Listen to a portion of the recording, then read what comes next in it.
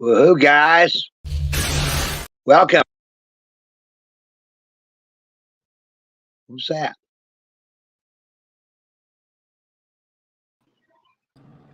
That was kind of weird that it played again. Welcome to the stream tonight, guys. There's Matt. We've got our special guest, Justin Finley. And we're going to have a great conversation tonight, guys. And there's Gary. And there's your turkey. Oh, turkey's always there.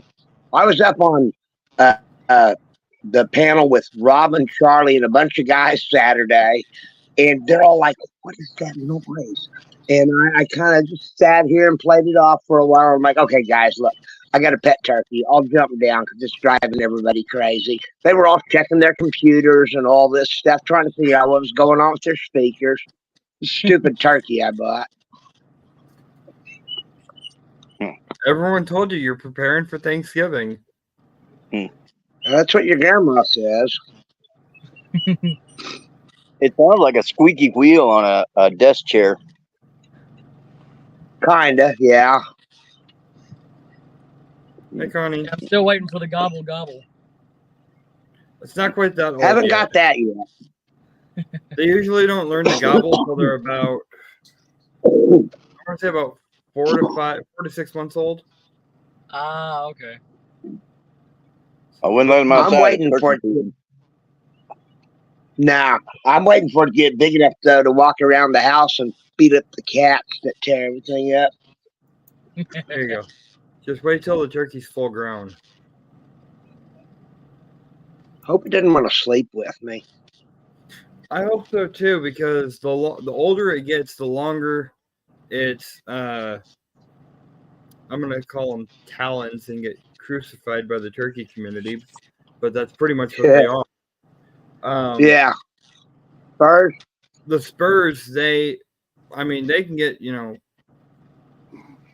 huge. When am I gonna learn to stop pushing buttons?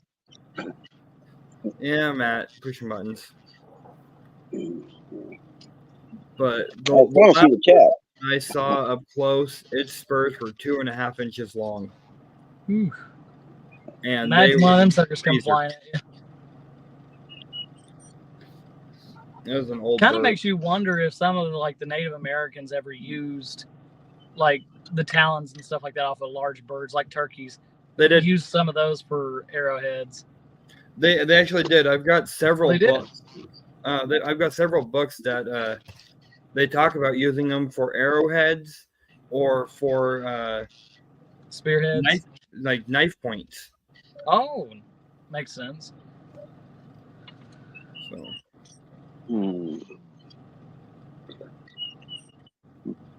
Well, after over 50 years here in Oklahoma, I've never found one arrowhead out here that's not been in a gift shop or a touristy type deal. I found I found 2 of them. Both of them were not complete. And I mean, it's like, It was never something that I was super into. So I never really recognized, because there could have been 100 of them, and I probably could have walked right next to them, and I still wouldn't have even known that they were there.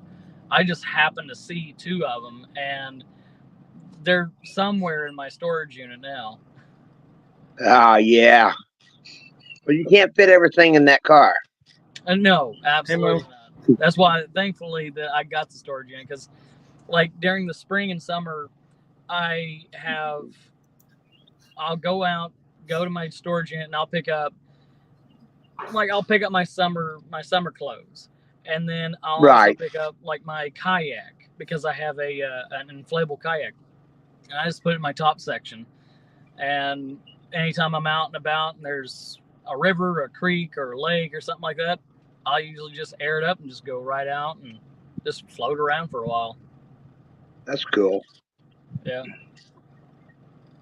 So, 10 Man's in chat saying a peacock's far more vocal than a turkey, and at least you think if you had a peacock, that is true. That peacocks are way more vocal. And then You're he right. mentions here about how they let him run around wild in the Sedgwick Zoo in Wichita. They actually have that here in the Des Moines Zoo and at the Blank Park Zoo in Omaha. They let him run around wild. Also in Sacramento, not Sacramento. What is the? They Oklahoma also City have Zoo. them at the. It starts with an F.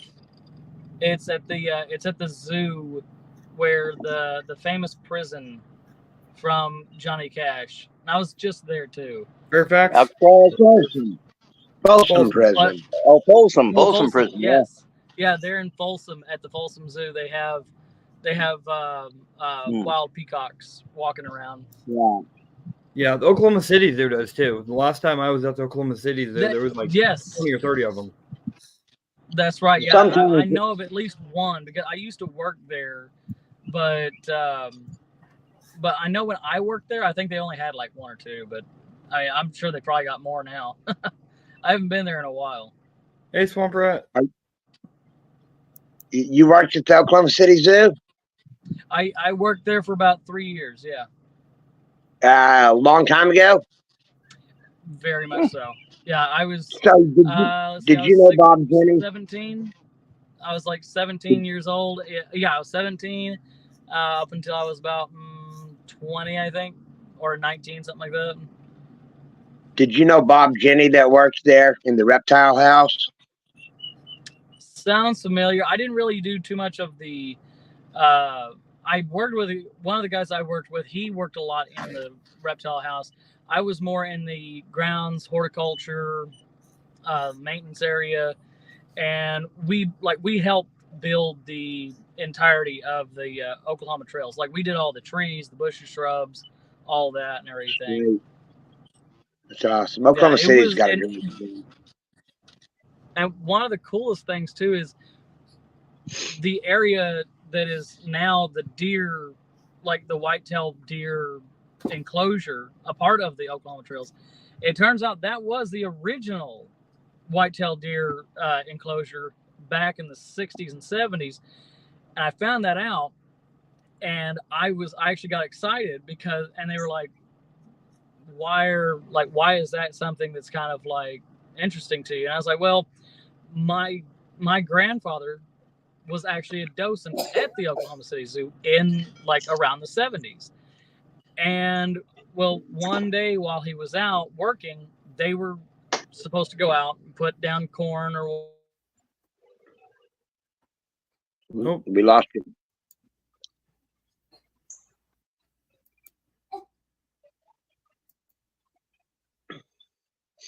Matt got lost. He wandered off. No surprise there. Usually people expect me to do that on my own live.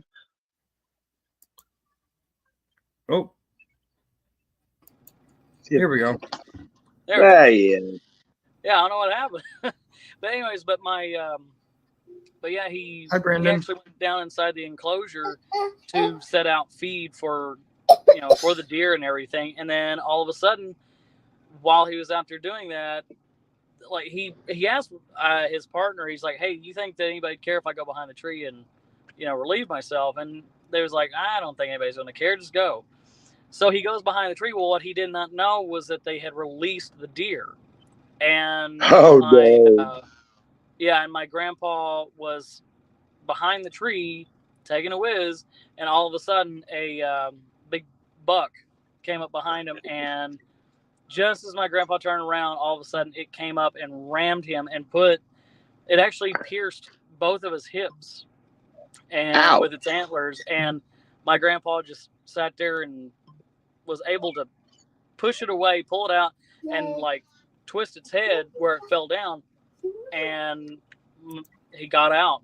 And it's funny, they paid for his medical bills.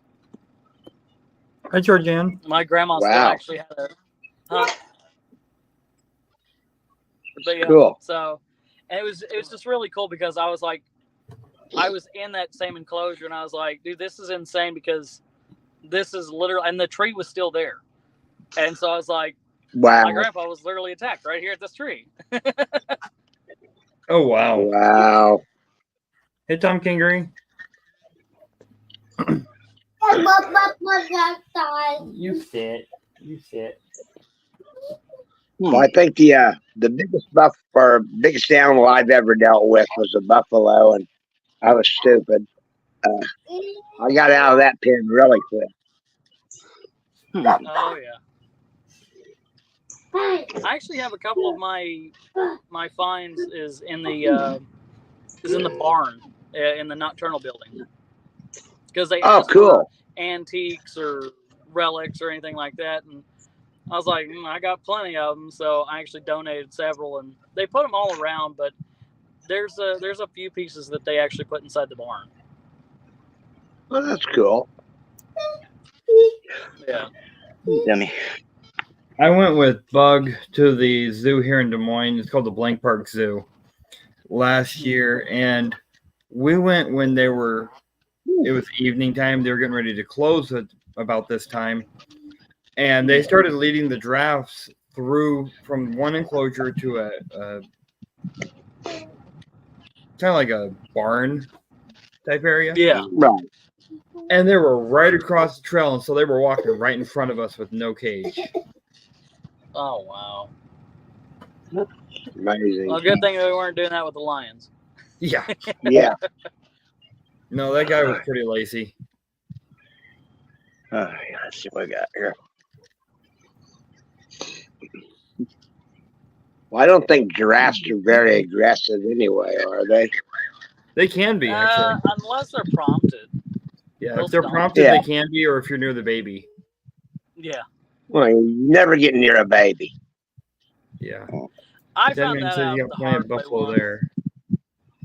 He's near Wichita. Yeah, I found out the whole baby thing out the hard way when I was a kid. I think it was Lake Arcadia or Thunderbird Lake. I can't remember which one. It was one of the two. And while I was out there riding my bike, I kept hearing squeaking sounds, and I was like, and I was a young kid and everything. I was like, 12, 13. And I was just like, what is it? No, I can't feel it. And so I kind of parked my bicycle and I followed the sound, and I went up into the woods, and I found a bunch of like kittens. I was like, oh my god, like there's a bunch of freaking like I was thinking it was like feral kittens, like a feral cat had given birth out there or something. But then I looked and I'm like, none of these have tails. It turned out to be and so I was like, the mom's got to be somewhere around here. So I turned around and walked off, and I just heard this low growl, and I looked behind me, and sure enough, about 10, 15 feet away was the mama. And I just slowly backed up, got on my bike, and took off. And all of a sudden, I just hear this like through the leaves, and I was like, no, I don't think so. So I took off, and I mean, yeah, I was like, no, I'm not. If I see any baby animal, I'm not missing anything with it. Right. Just in case. Yeah, well, bobcats and cougars, yeah, they're real protective of their babies around here. Very much so. Oh, yeah.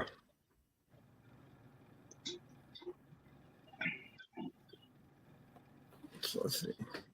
Who we got in the chat? We got Greg, we got Willie, Georgianne, Tom Kinnery, Nick's in here, Connie's in here. I just gave Nick a wrench. Got Brandon Mitchell.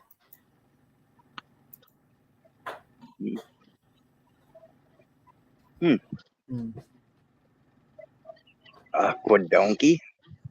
I like that. Hey, Aquadonkey.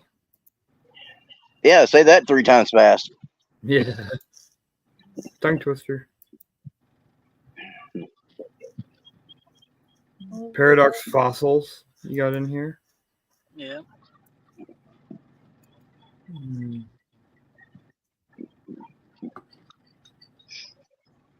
Hadn't seen Danny yet either. No, I haven't seen Danny or heard from him today, really. I seen him in the other chat, just kind of, in the background kind of thing. But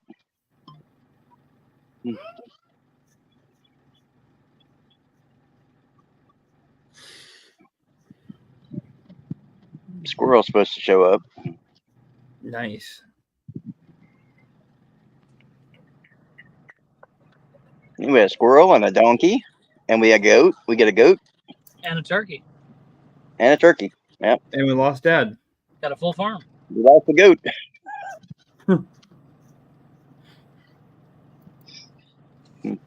Let's see.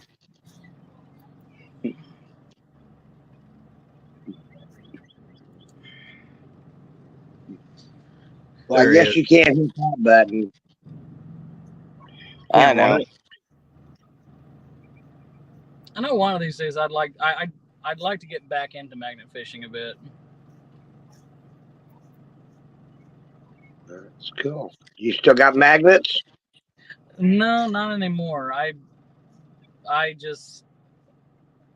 only got into it for a little bit, and so I didn't get like powerful ones or anything. So, figured. but I did kind of make a little bit of a contraption, a bit of a magnet fishing contraption, because what it was like a speaker, but it was a large speaker, and so it was like kind of like a Y-shaped little deal.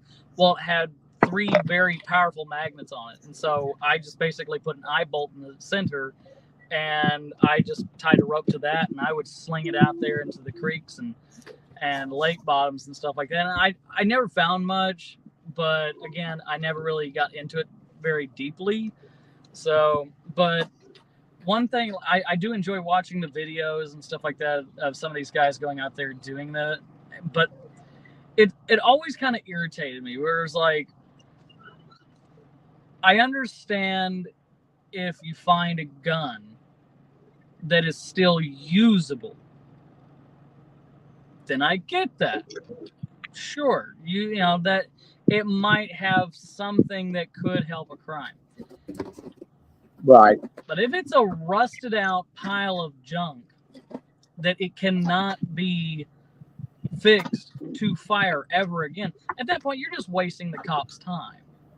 You know, it's Right. like, what's the point? Like at that point, just throw it in the trash or use it as a wall hanger.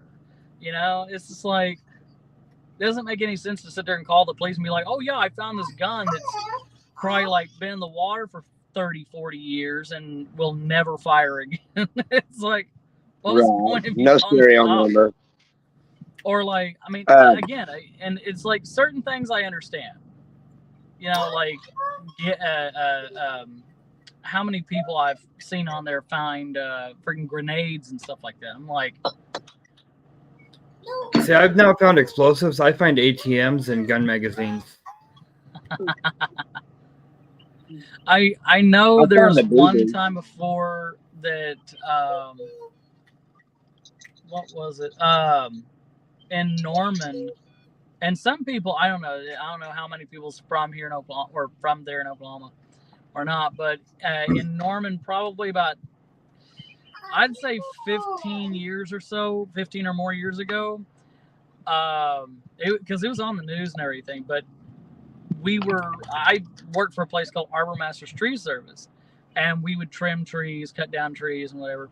Well, in Norman, along one particular street, there was a bunch of dead trees, and so we had to go down and like, either they would either be completely dead or they would have limbs that were dead, and it was just like, yeah, it was going to cause a hazard.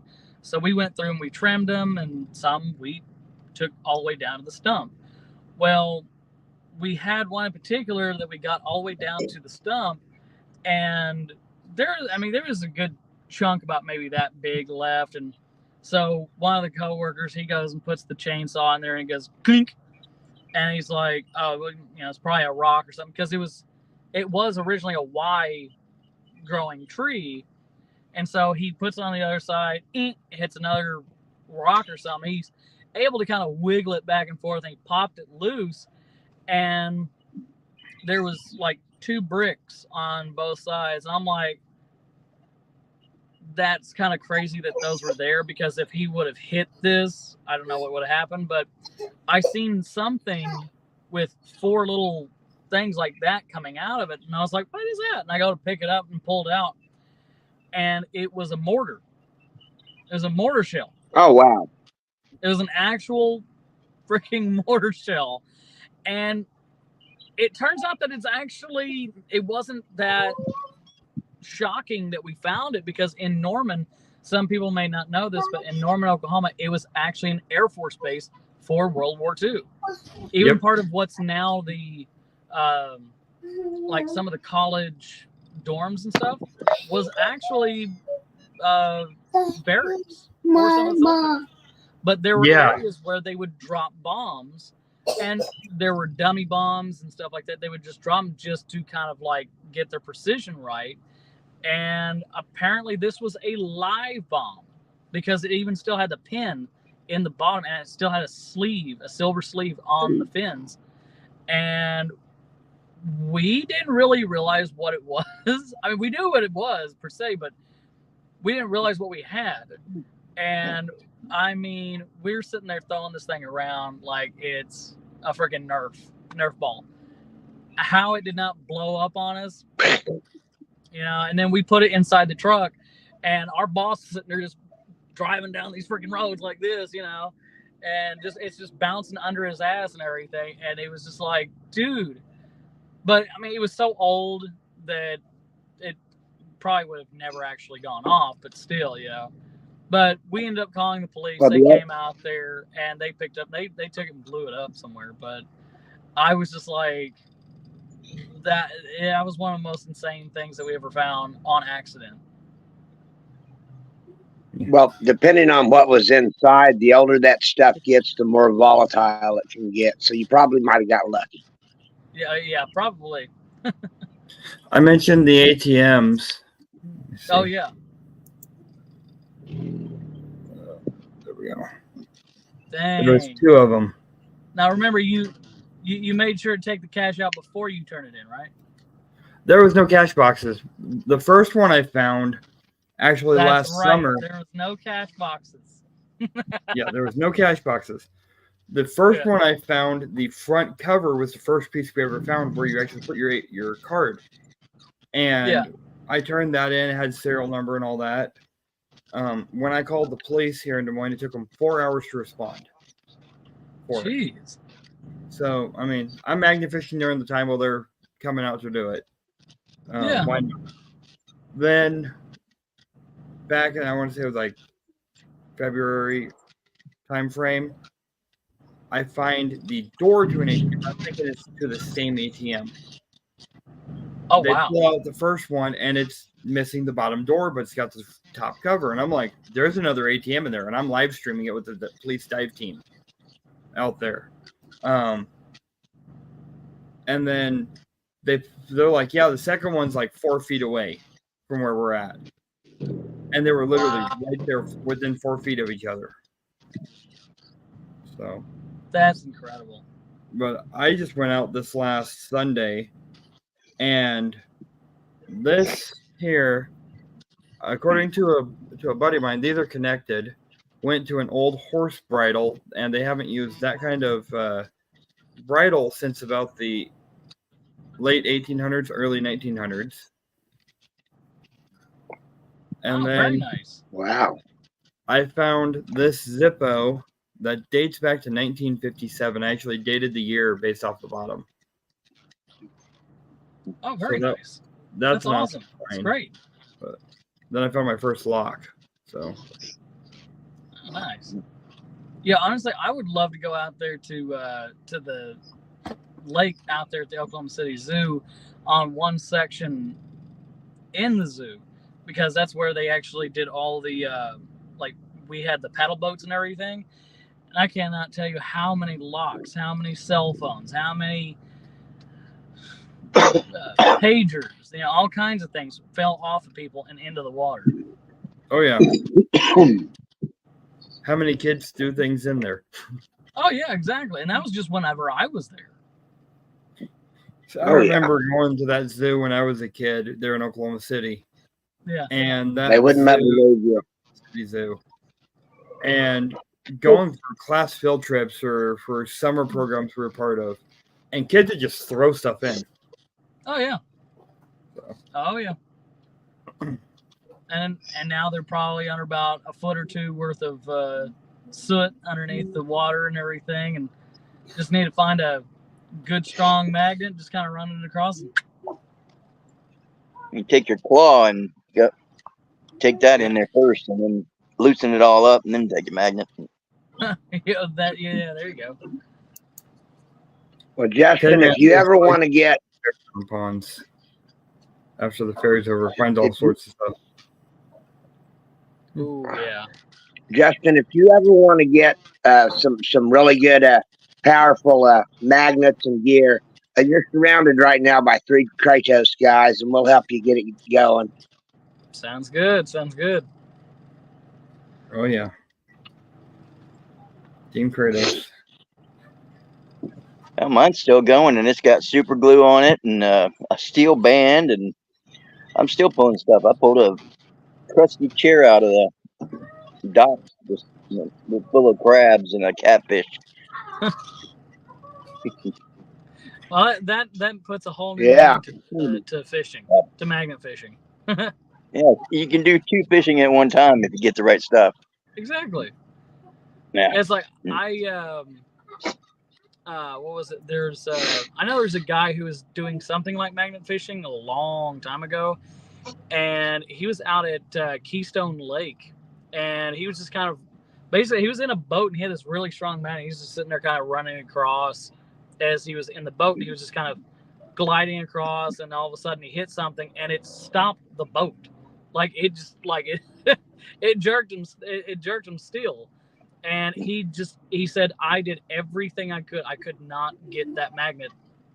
He thought that it was like probably entangled in like a rock or something. So he got he got himself situated and he dove, and he went down there, and it turned out that it was actually connected to a solid steel stop sign that was still in the ground. Wow. Because Keystone, he was actually over the town of Keystone, and it just happened to be that he got it connected to one of the stop signs from like the 20s. Oh wow. Wow. Yeah, because you can a lot of actually put people on diving gear, and you can actually go down into the town of Keystone, and the buildings are the stone buildings. They're all still there. The grocery store, and you can float around inside the freaking grocery store. Huh. That's cool. Wow. Yeah. Because like in the 20s, I think Oklahoma, they needed to flood the area to make the lake. So it just, they just went ahead and flooded it, drove everybody out. Yeah, Texoma's got like 3 or 4 towns underneath it at least. Yeah, that's something I've heard too. I've also heard that there's a cave somewhere underneath underneath like the tower or something. It's supposed to have like Spanish gold in it. In Texoma? Yeah. Now, I don't know anything about that. I do know that there's a moonshiner cave directly underneath our marina that is like 45 feet down. Back before the lake, there was an old moonshiner who cooked in the cave. Huh. Man, that'd be insane to find. Like, I would love to sit there and do enough research and find an old moonshiner shack. I know we found one on accident when me and some buddies of mine went out to go hike to an outlaw canyon, basically an old outlaw hideout. And as we were going through the woods, there's a small stream right there, and then all of a sudden we see like a bunch of pipes and tubes and barrel rings and pieces of barrels that are still deteriorating, and none of it was new. Like, it had been sitting there for a long time, and we realized, we were like, yeah, we're at a freaking moonshiner site. Nice. Oh yeah.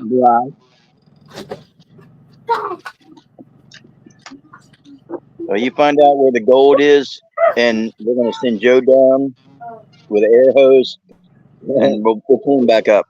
Oh yeah. You don't Now I know care to watch. my dad, he's a truck driver, and he said that like when I guess Lake Texoma was like really, really low one year, and they had a fleets of trucks out there, and I guess they were either getting gravel or leaving gravel. I can't remember what it was. I think that they were getting gravel from the lake or whatever the case may be, and they were there to just kind of pick it up. Well, while they were waiting in line, one of the guys in the truck in front of my dad, he just kind of got out, because I mean it was a long wait, so everybody was just kind of sitting outside their truck and they were just walking around. Well, this dude apparently he goes to take a walk out to the edge of the water, and he comes back and he's holding this rusted piece of metal, and my dad's like, "What'd you find there?" And he's like, "I don't know. I think it's a sword." And sure enough, they actually ended up taking it to one of the museums there in like somewhere nearby, and they actually said yes, it was a Spanish sword. So there was Spaniards in the area. Yeah, and he said, it was just kind of sticking out of the like out right in between a bunch of rocks out there in the middle of where the lake was. Huh. The Oklahoma conquistadors. Right? Greg. Yeah. I'm going to turn this air conditioner on into the table and see how loud it is. Hey, Amy. Oh, Amy made it back. Good. Yeah. Is that very loud? No. Oh, good. Of course, you're asking the deaf guy. Yeah, it's like 81 out here. So, and it can't be any worse than the turkey. No, I was thinking it went to sleep, but I said turkey and it started talking again. But there's another noise there, though. That's the air conditioner, then. Yep, there it That's goes. what you're hearing. That's what I'm wondering. I mean, Give me a second. He didn't get that. Oh, there it is again. It's not the air conditioning. Well, Tin Man, I would probably, I don't know if it was Coronado, because I know Coronado did come through Oklahoma, but he was more kind of on the south,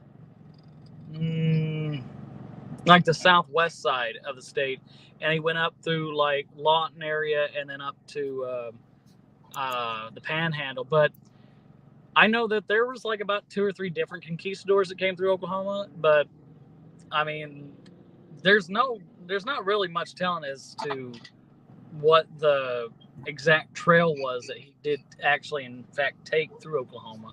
But I mean, it's a possibility, that's for sure. But that would be so freaking cool. I know someone in the Panhandle found a pair of spurs in a cave that apparently Billy the Kid was to have actually hid out in. And it turned out that that one spur belonged to William Bonney. Wow. Yeah. It's sitting in a museum somewhere now. Oh. Well, yeah, he liked Oklahoma. Yeah, it's like apparently it was only a section of the Panhandle apparently he came into, because he mostly stayed in like Arizona and New Mexico, but mostly New Mexico though. I think he came into Texas a bit, but I don't think it was too much though. Yeah. Right. You know that sword, those Indians could have hijacked that conquistador too. That is true. That's very true, actually. Yeah, because I mean, there's a lot. Again, there's no telling. I mean, it's like there was a show called Heroes years and years ago on TV. I watched. It was pretty good, but there was a guy who had the superpower where he could touch something and he could see everything that was connected with that item. And I'm like, I would love that. That would be an amazing power. I would freaking love. I could sit there, like, I could sit here and I could touch this 1853 Sea Liberty quarter I found in a Yankee camp in southeast Oklahoma, and I could be like, okay, yes, this belonged to this person, and he was dropped on this day because of this. All those things. That'd be incredible. That'd be a heck of a superpower. I think I'd be touching the bank manager so I could get the vault numbers. Yeah. Don't be groping the bank manager. He doesn't like that, and he's already told you. He didn't tell me that directly. Well, I've gotten in pretty tight with the guys here at Fort Washita, Justin, and of course, nobody can hunt on a site like that. But they've told me a lot of places off-site that I could hunt and magnet fish, and because I am getting in touch with them and becoming pretty much a friend of theirs, I've already found artifacts there and brought them right to them. I might actually be one of the few people that can get to hunt there for the museum. Yeah, and see, that's what I've always told people is like, I understand that, because I've gone to some place and I'm like, yeah, hey, look, I don't know if you would allow it, or anything like that, but hey, look, if you did allow me to medley tech, I would literally take all the artifacts I find and I'd just be giving them back to you anyways. At least it's better than them rotting away in the ground. Yeah, well, we had a big event over there a couple of weeks ago, and I was just roaming around, and I'm always looking at the ground, and there's hundreds of people roaming around, and I found an artifact that seemed to be a little out of place, and I knew all of those people walking around, if somebody else saw it, it would go in their pocket. So I grabbed it and hiked right up to the museum and hijacked the curator. I'm like, look, I found this. And he's like, that shouldn't be here. And I'm like, I know. And so now we've got a little mystery to figure out. But I'm the only one who knows exactly where it came from yet. So maybe I can find the rest of it for him. Very nice. And so that's really cool. I mean, sometimes, a collectible or glory and that kind of stuff isn't worth what you can do for history. Oh, exactly. It's one like what somebody told me in the past. Like I said, when you medley text and you treasure hunt and you go and you dig up this history, you could actually add a whole new page to history. You could actually prove something wrong or prove something right. Literally with just one swing of the metal detector and one shovel full of dirt, you could actually solve a mystery that has been plaguing people's minds for 150 years, or whatever the case may be. And I'm like, yeah, that's why I love it, because there's a whole museum underneath our feet. You just have to go out there and look for the artifacts. That's right. And speaking of metal detecting and artifacts, I know that this is something that we had kind of talked a little bit about before, and well, might as well kind of talk about it now since I'm on here, is if any of the viewers are interested in this, September 20th to the 22nd in Oklahoma, there's a town called Reagan, Oklahoma. It's maybe about 20 or so minutes north of Tishomingo, Oklahoma. And there's a little place called Sapokni West, SIPOKNI West. And it's a Chickasaw word for old, so it's literally Old West. And it's a Wild West ghost town that it's a Wild West ghost town movie set. And the owner is a wonderful gentleman that I know. He's like my grandfather, and he has allowed me to set up my festival, in which case it's actually called the Red Dirt Treasure Fest. And it's a seated hunt, and not only is it a seated hunt, we also actually give any of the metal detectors who come in, we give them about 2 or 3 different natural locations, old homestead sites, old one-room schoolhouse sites, places like that, historic locations that we've actually gotten permission from landowners to allow us to come out and metal detect. And you get to keep all the things that you find. And what's really neat is it's not just straight metal detecting. That's it, kind of just a regular thing. It's a very family friendly event. I'm inviting everybody to come out. Like I said, September 20th to the 22nd. And it's family friendly. Saturday, we're going to have a fireworks show. We're going to have a gunfight. And we're going to have on-site blacksmith who's going to be doing different kind of demonstrations. We're going to have all kinds of games for kids. We're even going to have bingo.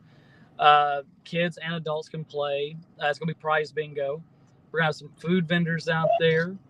On top of all that, we're also going to have about 4 separate metal detecting events. And we're going to have lots of silver. If we get enough entries, we're even going to have some gold coins that we're going to be giving away, probably like $5 gold pieces. And we're going to be giving those away at the event as well. Now, Friday night, because normally there's not near as many people on Friday, we're actually having the first event hunt, and that's actually called the Rum Runners Hunt, or Whiskey Runners Hunt, excuse me. And what we're actually going to be doing is, so there's an old main street. It's got saloon, general store, barbershop, all the cool stuff from the Wild West. And at night, about 9 o'clock, after all the only thing out there is stars, the owner's going to turn on the lights for the street lamps. That's the only thing you get to use. You cannot use headlamps. You cannot use flashlights, nothing. And we're going to have coins, tokens, and all kinds of stuff like that laid out in Main Street. And we're going to have a bunch of group of people on one side of Main Street and a bunch of group of people on the other side of Main Street. And then we're going to fire a gun, and then that's when it goes. And it's a night hunt. You get to go out and just metal detect to your heart's content. We're even going to have several tokens out there that you'll be able to bring in the next day. That's awesome. And you can actually take inside the saloon, and you can get a free beer. So that's going to be more for like 21 and over. But yeah, we're going to have a silver hunt. We're going to have the Outlaws Horde, where we're going to have silver dollars and half dollars. We're going to have that's where the gold coins are going to be in, and we're just going to have a bunch of really awesome artifacts, relics, coins, all kinds of stuff set up out there. And it's, instead of it being like, oh well, I only want to pay for this or this or this, and it ends up costing a bunch of money, we're just doing a flat $100. That's it. And that not only gets you into all of the events, gets you into all the different actual historic locations and all of that. But on top of that, it even gives you one free entry for wife, girlfriend, husband, whatever the case may be, to come into the event itself. We're actually going to be doing $5 a day passes at the gate, or $10 and gets you in all 3 days if you're not wanting to do any of the hunts. And that gets you into the whole event, gets you into everything. And pretty much like any of the entry fees that we get will go to pay for the coins, the relics, the prizes, things like that. I mean, heck, we're even going to have a kids hunt, and that's free for any kids that are 10 and under, and they get to go out there and find all kinds of coins and relics, and also a lot of prize tokens for prizes. And they can go up to the they'll be numbered, so that way everybody's able to kind of get whatever prize that they get. That way it's not like, oh yeah, they took all the good stuff kind of thing. But so we're going to end up doing that. And we're going to have some vendors there. We're also looking for vendors. So if anybody's interested in coming out to the event as a vendor, that's perfectly fine. I don't charge anything for vendors. Well, like, in the sense that people, like typically say, oh yeah, hey, we're going to charge you a bunch of money and then take like 10, 15%. I basically charge like $20 a day that you want to set up a booth, and that's it. And again, all that money either goes into prizes or anything else like that. We're not really getting paid or anything like that. And any of the other money that we're getting from like entry fees to the actual event itself, to the, not metal detecting, but to the festival, we're actually giving that to the owner, or using that money towards giving to the owner to get like volunteers to get new wood, paint, things like that, because he is an elderly gentleman and there are parts of the buildings that need to be repainted, need new wood, need some small slight repairs, and we're just going to go in there and we're going to redo all that for him, with volunteer work. And like I said, it helps pay for everything. And then Friday night we are going to have a rotisserie chicken dinner, and that we're only charging people $10. And that's if you want to come out and you want to enjoy that, just you can always find me on Messenger or anything like that, and let me know. Well, I've got a question for you. Even though I'm probably one of the closest people to that event, are they going to have like a campground available for people to like pitch tents during the event? Or yes, as a matter of fact. Awesome. And then also the Blue River campground is nearby as well. It's not very far. It's like maybe 5 or so miles down the road. And as long as you have like a hunting or fishing permit, it's completely free. So you can camp out there for as long as I think for up to like 2 weeks for free. And then also there are some hotels in Tishomingo and also in Sulphur. They have cabins in the area as well if you wanted to do that. Like I said, this is something that I want to make this where you can bring your kids, your grandkids, your wife, your girlfriends, or anybody else like that who normally probably wouldn't want to come to an event like this, to be able to come to this event to enjoy it with you while you metal detect. It's just going to be a lot of fun for everybody. Yeah. Well, the reason I was asking about the tents and the campgrounds is because, for a family, there's nothing much more fun than camping out with mom and dad. Exactly. And and we're gonna have like a whole bunch of area. Like we've got, it's a pretty decent area, and like all the actual competition hunts will be on site. If they're not like right there, like basically in the middle of the Wild West town or off on the side. One of the neighbor properties have said that if we needed more room, that we could actually do some hunts over there. So it's going to be like right there. Right. Well, I wouldn't tell people where those other properties are, because you know how Nighthawks are.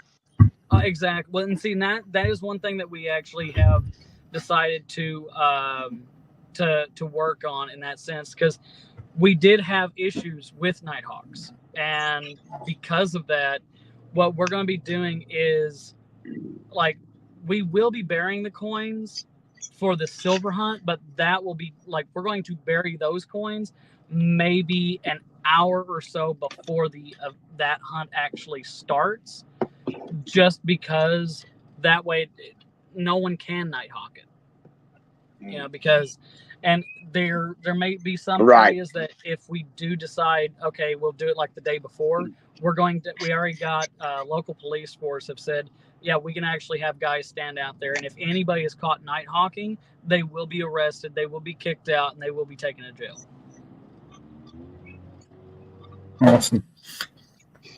This sounds like a lot of fun for the event. Right. Unfortunately, I probably wouldn't make that event because that is my anniversary weekend. And my wife and I got married the 21st and 22nd of September. And when we did the 22nd was our actual spiritual one where we did it with family and stuff. Yeah. We're at the Minnesota Renaissance Fair. And so this is our 5-year anniversary. We get free tickets to the Renaissance Fair that weekend. And we get to sit up with the king and queen. Oh, very cool. So. That's awesome. That's cool. Well, hey, Well, Justin, I'll give you some suggestions as far as law enforcement off the record a little bit later. Yeah. Oh, we lost him again. You're there. He's still there. There he is. But yeah, we'll talk about that because I've got some ideas for you. Yeah, absolutely. There's several police departments down here most people don't know about. Yeah. And then also on top of that, I'm gonna have like I've I already think we're got having some people that- Sunspot. okay.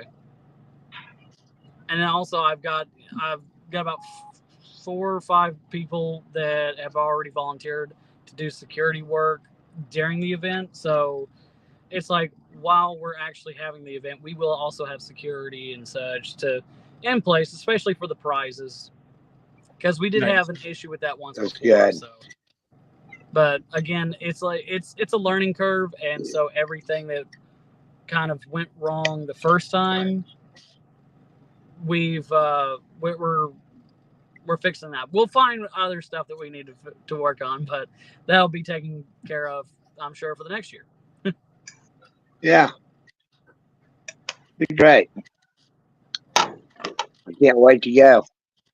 Oh yeah, it's gonna be a lot of fun. So, Justin, you mentioned people could contact you on Messenger and stuff. How do they find you? Like, So we actually have a Facebook page that it's just if you want to look up Red Dirt Treasure Fest, and you'll see the like skeleton outlaw with the cross handguns and everything. And once you see that, it's kind of a yellowish, like a yellow and red logo. And once you see that, that's our logo, and you just can go in there. You can like our page, any updates or anything like that as as we get closer to the event, I'll be posting updates on that, or OMD detecting. I don't know. We changed the name. I can't remember offhand exactly what the name of it was. Yes, that exactly. Yeah. If anybody is interested, again, if you want to be a vendor, if you want to buy tickets or anything, you can just go to that page. I already got the link set up, and and also we have other details. And if you have any questions about anything, feel free to go ahead and message me. Cool. yeah, like Tin Man says, sounds like an event Brian Tri Valley would go to, unless he already does. Tri Valley's a good guy. He goes to a lot of events. Right. Oh, perfect. Well, hopefully he comes out.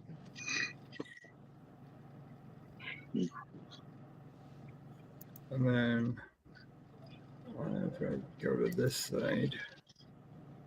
And Blue River does have, there was some Civil War activity down in the area. And Blue River, you can magnet fish as well out there. So, that's a nice little bonus also. That way it's like, yeah, you can go out there and who knows, maybe you could even find a musket or a knife or God only knows what else you can find out there. There's even a river crossing. Well, I know that the Blue River is stocked with trout. If people wanted to get a fishing license and go out there, but if they wanted to magnet fish, I don't think they stock it with steelhead trout. You're funny. Mm-mm-mm. All right, let's see. That wasn't bad, actually. Blue River's a cold river. Oh, it's ice cold. Yeah. I do not recommend jumping in that unless you're going in the summertime. I just It's pinned cold the anytime. Facebook link to the top. What do you want? Awesome, Jared. I've got it pinned up here to the top. If anyone wants it, it'll be up top. So. Perfect. Let me know if I start getting too dark because I got a light set up. I just didn't want to be inside tonight. Hey, You got a John. little- Out in the wilderness.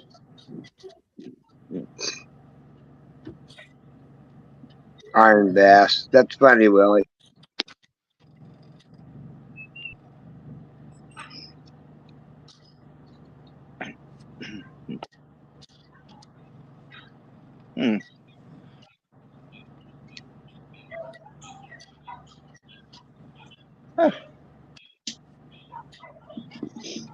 Do you dive? Dive? I don't Or am I know if you can hear you. I'm sorry. What Do was you know? that? Do you know? Not you. Do you know how to dive? Oh, are you talking to Justin? He can't or- hear me. Yeah. What? Well, Wait, what I don't is know it? why. Well, He was convey saying, it do you then. know how to dive? Oh, dive. I thought you said die. I'm like, I Well, no, no. kind of do, but No, no, actually, that is something I would like to do at some point. I know there was an area that Colt. I metal Colt. detected that God I wanted so badly to take a magnet to. Hey, 'cause squirrel. I know that there's stuff down there, but unfortunately, the landowner he cut off all access to it. It was an area in Midwest City that people could go out to the river and go swimming and fishing and everything, and no one ever had any issues. But I guess too many people came out there and screwed something up, and screwed it up for everybody else, and so unfortunately, yeah. But I had a waterproof pinpointer, and I was like, yeah, like people are jumping off of here and swimming around here, maybe along this rock crevice and everything, or like this rock outcropping or whatever. This it's kind of like a little ledge. I was like, I'm sure somebody's like lost rings or necklaces or bracelets, something maybe, I don't know. And so I started I found just a god awful amount of lead bullets and lead sinkers and all kinds of stuff like that. But then there was like this one little spot that I started pulling out freaking Barber dimes. I pulled out like 4 or 5 Barber dimes. I found, I don't know, 2 or 3, not Buffalo. Yeah, no, 2 Buffalo nickels. And oddly enough, a 1960 something Jefferson nickel. But then I got another something, and I couldn't figure. Oh, and I found my very first Standing Liberty quarter as well, right there too. And wow, I just got this, and I got this one spot, and I couldn't figure out what the heck it was. And finally, I was able to pull it out of this crevice, and it was an 1870s railroad padlock. Like it actually had the patent date like 1876 on there, and it had like the little brass little door and everything on there. It was just insanely gorgeous, and it had the Frisco whatever, like for the Frisco rail line, and oh my god, it was gorgeous. Because it was all like, I don't know, it was like 2 different kinds of brass, because like the main body of it was brass, but then the little door was made, I don't know, I guess of a different kind of, but it was shiny. Everything else was green. So I was like, but it was amazing. It was beautiful. I got a picture of it somewhere. But yeah, it was an amazing find. But it's like, if you go onto the ledge, and this was all underwater, this is probably about like 2 feet underwater, and then all of a sudden, once you got to the edge of like the little ledge that's right there, it dropped about 20 feet, and it's just, and oh my god, it was just like, I know that there's stuff down there. It just killed me. Like, I want to freaking go down there so bad.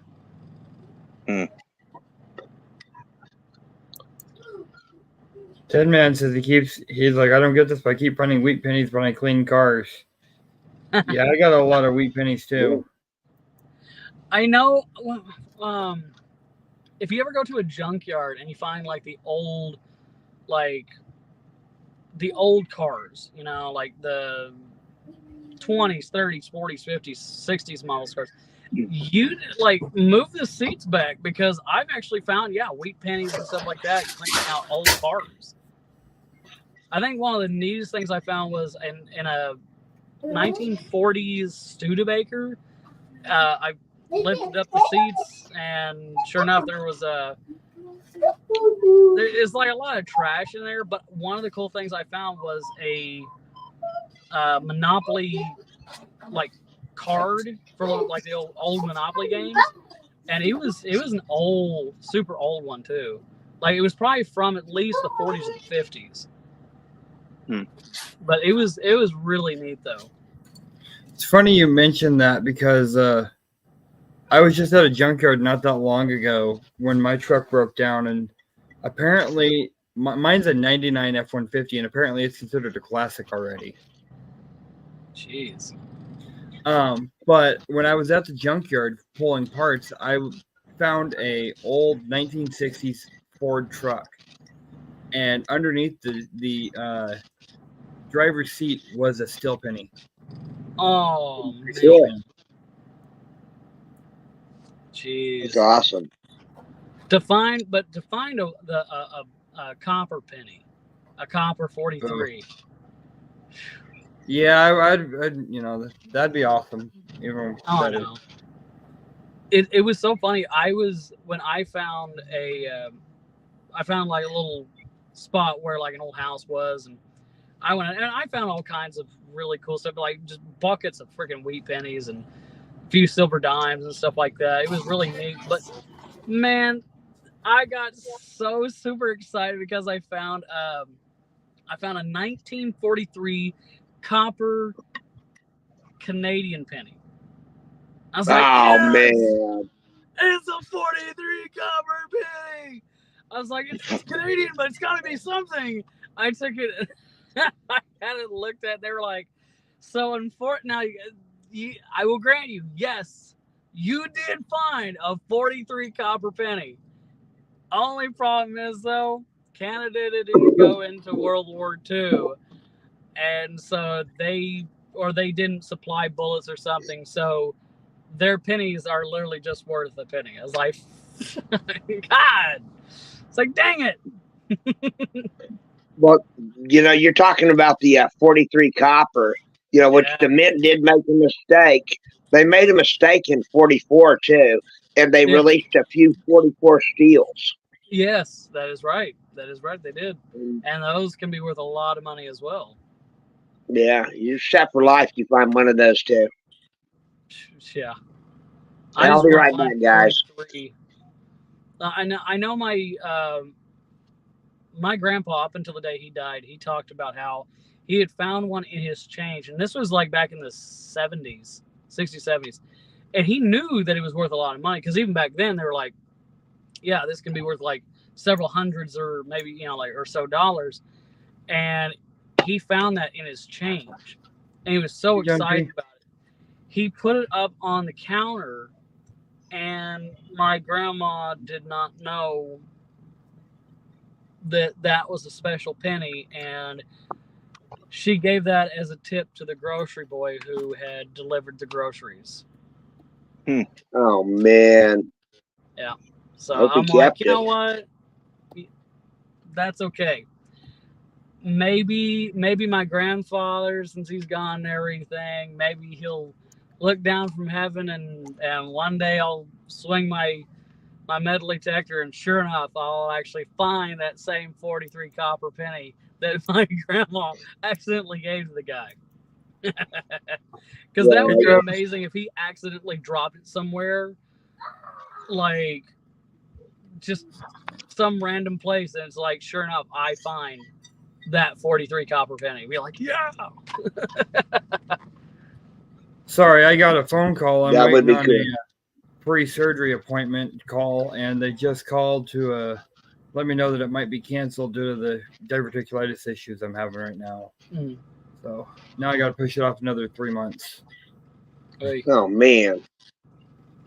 Hey, I'll be right back on Cam and Mike, guys. Give me a second. Yep. Hey, Travis. 403 Prospector up in Canada. Cool. Hey, 403 Prospector. We got John P in here. Yeah.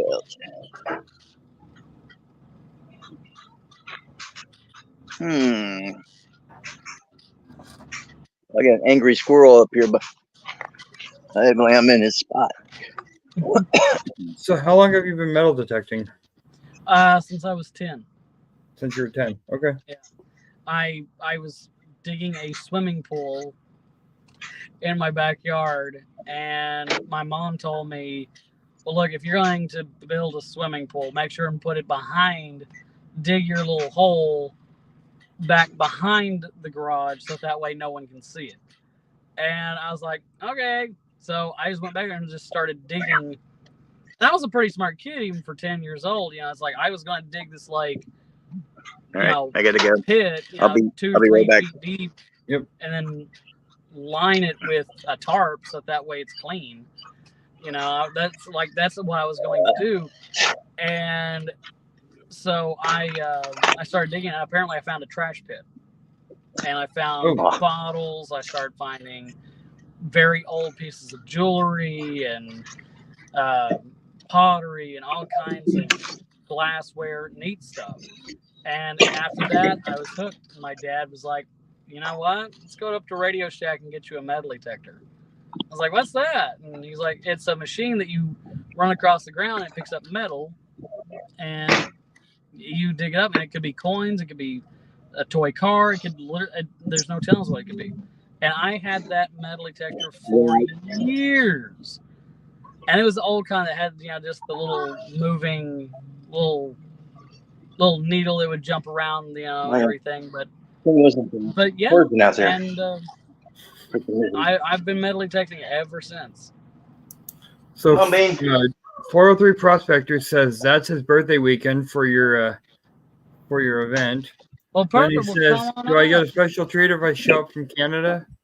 But you come all the way down from Canada. Let's see. Shoot. You come down on that Friday and everything. I'll give you that.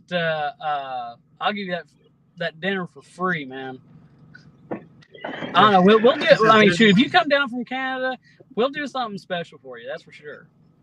That's the 20th, and Connie is the 22nd. He says, or she says. And Connie is on the 22nd. Oh, perfect. Well, shoot, man. Yep. Save my man. Stop, dummy. Hey, Wendy. Hey, Wendy. What's up, kiddo?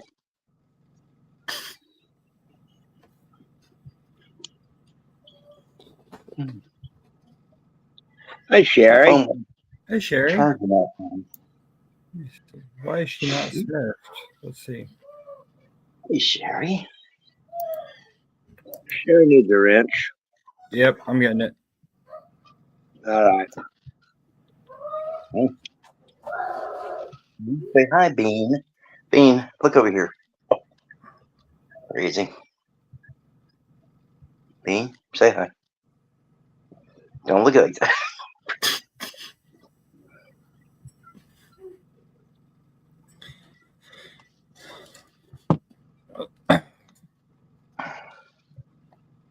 Yeah, that sounds like a really, really fun event that you'll be having, and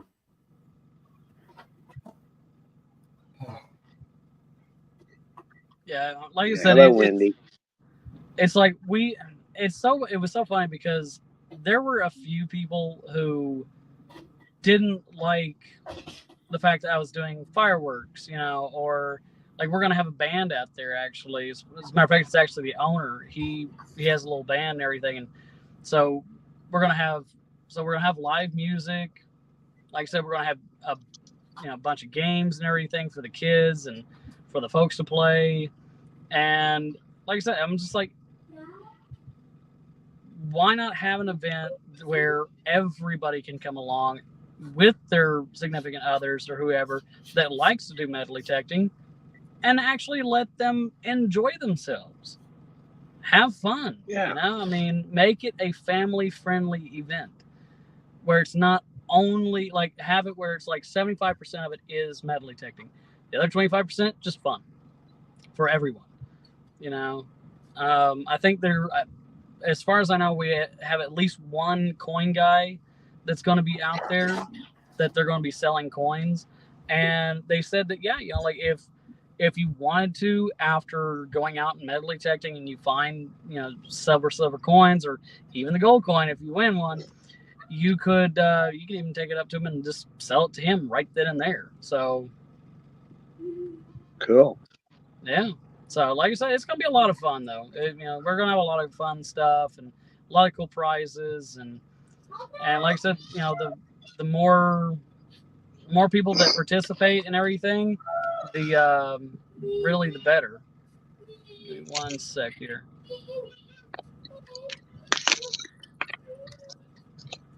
My phone wasn't charging outside. There we go. Huh.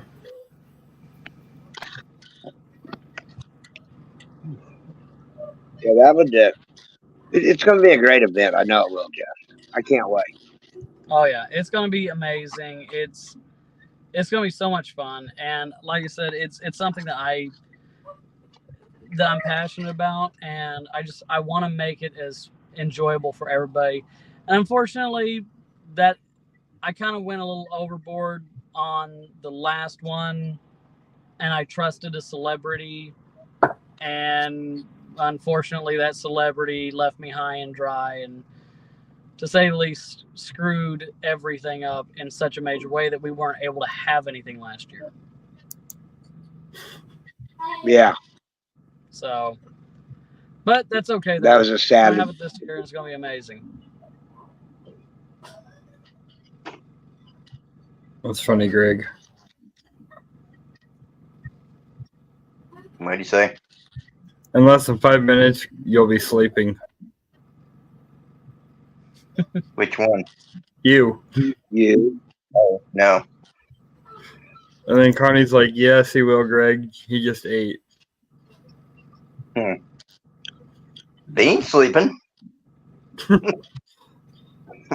What? Well, I think I everybody knows. get going because I just got a job that popped up, so I'm gonna be heading out. Sweet. Guys. All right. Well, Coming up, Justin. I'll talk to you later. Absolutely. You know how to get a hold of me. Hope you all have a great night. You too. You too. All right. Bye. All right, we got people in chat we can bring up. Come on, Sherry. Come on up. Or Greg. Greg never comes up. Yeah, bring Greg. I don't think Wendy lets him come up. She has him on a short leash. There, open panel. Whoa.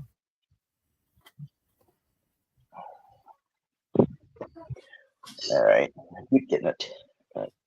We'll see how this goes. She says, no way, dude. I was like that at first myself.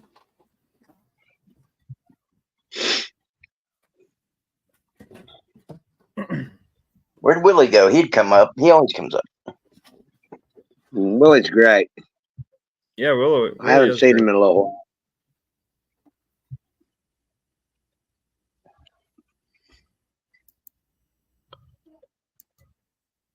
Is Colt still in there? He'll come up.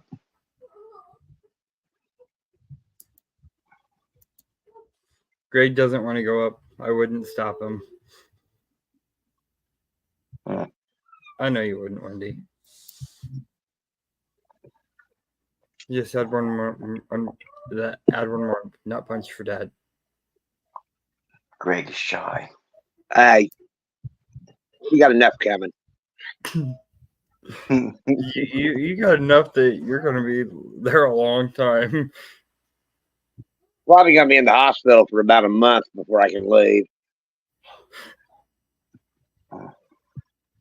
Well, evidently he can climb fences and stuff, so you might have to catch him.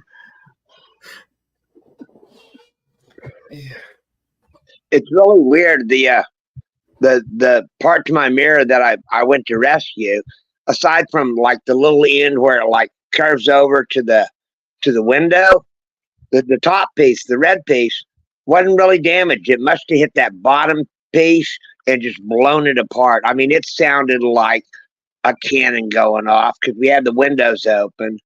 And when that mirror slammed sideways into the truck, and the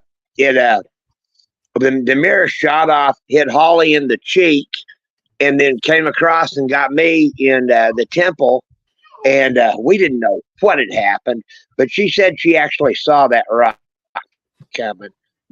Yeah, But, no no chance of time to brain react. damage there. You're lucky that that's all that happened with both y'all and the truck. Yeah. 'Cause I mean, it only takes 8 pounds of pressure hitting you for you to pass out after getting hit in the temple. right. Well, mine, I wasn't actually hitting the temple. I was hit right below the temple on my jawbone, cheekbone. And Holly was hit on the cheek underneath her eye, but still wasn't good She got for a either bruise? one of them. Huh? She got a bruise? Bruise? Did she A bruise? little bit. Okay. A little bit. I think we both do a little bit. We've been keeping an eye on each other. Yeah, I was really glad that Justin was able to come and talk about the Red Dirt Shootout a little bit. I wasn't able to go last time, and like he told you, there was a little disaster that happened with it, and all where a lot of people were really upset. You know, I was talking to him off to the side on it, you know, on Messenger and all, but this year it's going to be great, and it's so close to here. But I still think I'm gonna load the tent, the sleeping bag, and the pillows up, air bed. I think I'm gonna camp there, even though it's only like 40 miles away, and just get a few days away from the house with the kiddo. Camping's fun. You're In gonna come back September and it won't be too hot.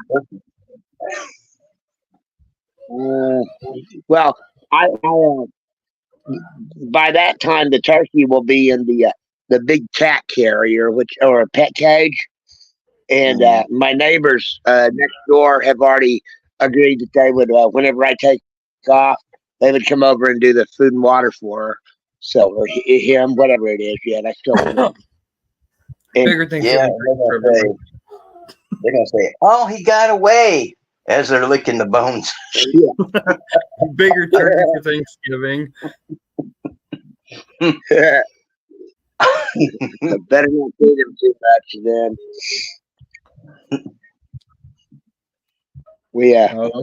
Those things, turkeys eat all the time. They have such a high metabolism that they could literally be completely empty within an hour or two after eating. Right. Well, I would say we're at least 2/3 full of the first bag of chick feeder, and then the guys at the store told me to go ahead and just get this all flock, big old bag about the size of a dog food bag, and so I grabbed one.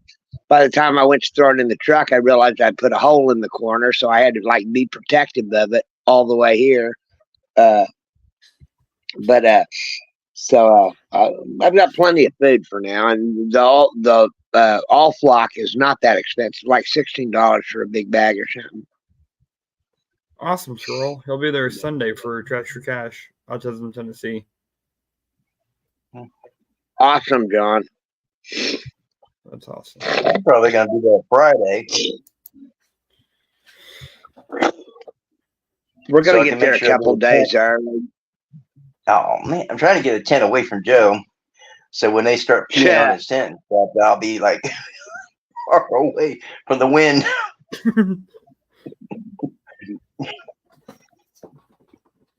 Yeah, It's okay. Everybody can pee on my tent, Matt. I've got a big bottle of Doe and Estrus for your tent. Oh. I'll leave you one of those little things where you can paint your little things that you like to paint, but I'll leave you a real one. Oh man, today was trash day, and I carried out the last bag last night, and I'm walking around in my house shoes outside, and one of these neighborhood strays. I need to mow the lawn. I've got tall grass where I keep the trash can, and one of these dogs left a pile about the size a cow would, and I'm in my house shoes, and I was not happy.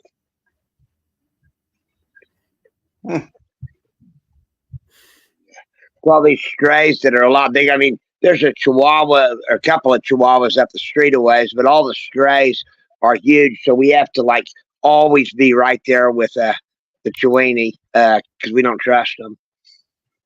And then I'm gonna have to learn to keep a better calendar because I could have sworn today was the day I was supposed to be driving up there to do that. And the doctor's office is like, what are you talking about? Today's the 17th. I'm like, what? And so I'm glad I didn't make the drive though, because it's about an hour and a half away. But when we do go up there and when we do go up there to that town, it's got some historic stuff in it. And so while the dog's getting her procedure done, we're going to drive around, and do some shorts. I think it'll be pretty cool.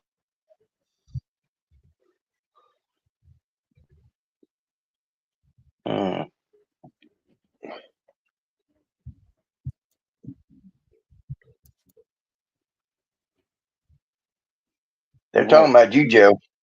Yeah. He didn't even notice. They're all talking about you, Joe. Read the comment. It's highlighted at the bottom.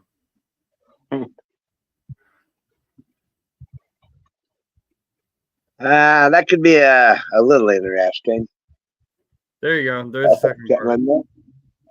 Hold on a second, guys. Oh, electric SWAT. Yeah. Oh, that could be interesting. Definitely need a bigger SD card. A couple of them. If he just wear the dog shock collar, it'd be all right. Have a good night. No shock collar.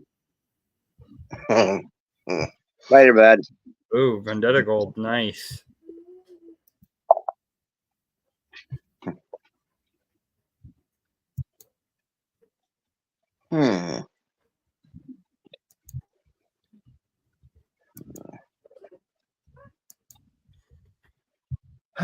Well, you got 9 people in chat still right now.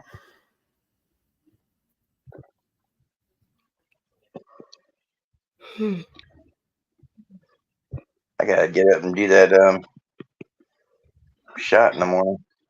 I was gonna say, you and me both have pain management in the morning, and I got like 4 appointments with almost no time to rest in between them. Like one back to back, basically.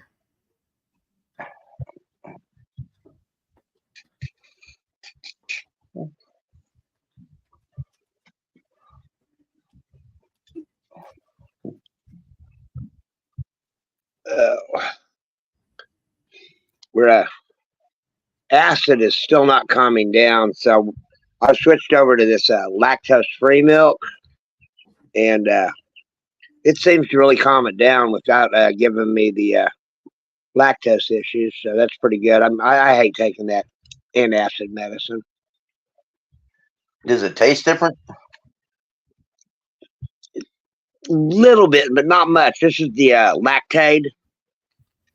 A lot of times I'll buy the Walmart one, but like this morning, whenever we're out driving around, we go to Walmart, and I didn't want to buy a half gallon. They don't sell the lactose free in the small bottles, so I had to just get a bottle of regular milk.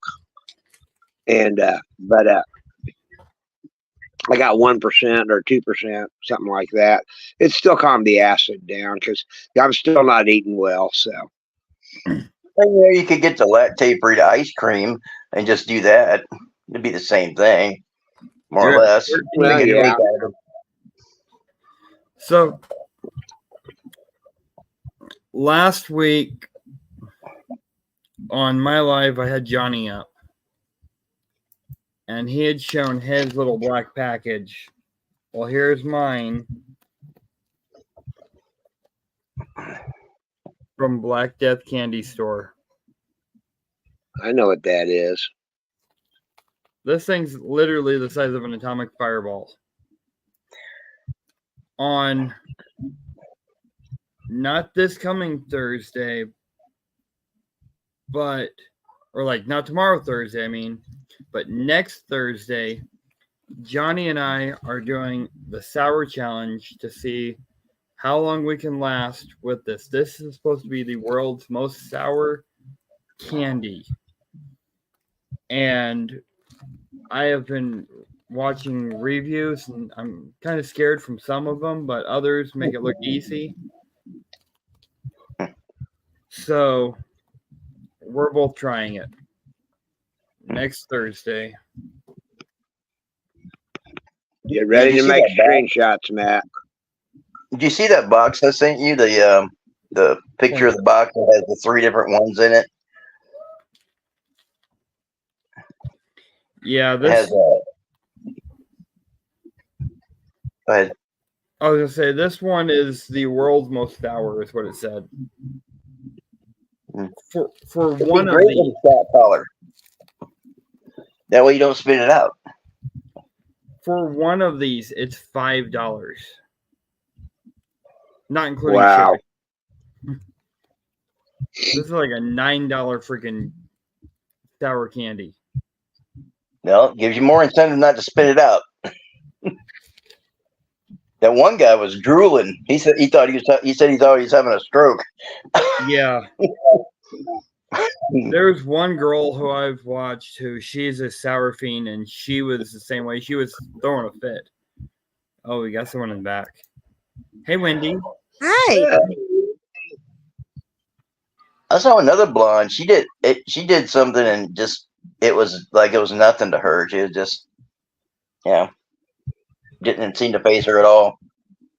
You should be getting a package in the mail, Georgianne says.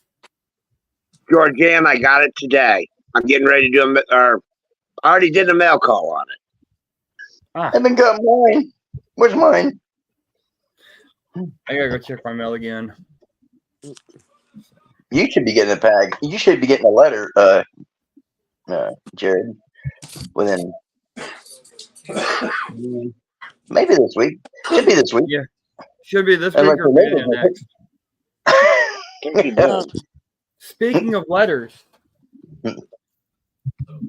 I was super upset the day before yesterday. I'm going to go ahead and put this out there. If anyone is sending me mail, please let me know beforehand, because both of these pieces of mail, one of these coming from Johnny, the other one a personal medical statement, was put in my mailbox, but someone got into my mailbox, took it out, opened it, took what they wanted out of the sticker pack, and then put them both back on top of the mail area. Wow. Did you They ever get get my the mail, one they'll be from real Greg? happy. I still have not gotten the one from Greg. I was going to give it a day or two more, and then I was going to report it missing also. But Oh, that's ridiculous. because of how much mail I've had stolen, literally have contacted the post office, and the FBI is getting involved now. Good. They don't mess with mail fraud, the mail being stolen. No. Things. And actually, yesterday, I've got GoPro footage of Tisha took of me standing out in a torrential downpour talking to the mail carrier. I'm standing there, literally hearing aids in my hand, talking to the mail carrier, reading her lips about how my mail's getting stolen, and find out that there's she said a short Mexican guy who's about 5'3", who's been asking for the last 4 to 6 months for my mail, saying he lives in my apartment and trying to steal my name since he found one piece of mail in the trash. Oh.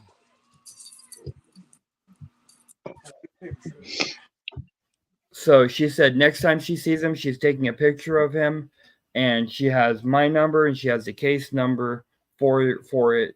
So I'll be putting an end to this one way or another. Yeah. Well, for a better thing, Greg wants to give away a Ooh, a sticker pack. Yeah. All of a sudden, he went out into the little office area, came back with stickers, and handed them to me. So. We have, what is this? A little one on here, John Clayton. Oh, here, let me make it big real quick. John Clayton, little one.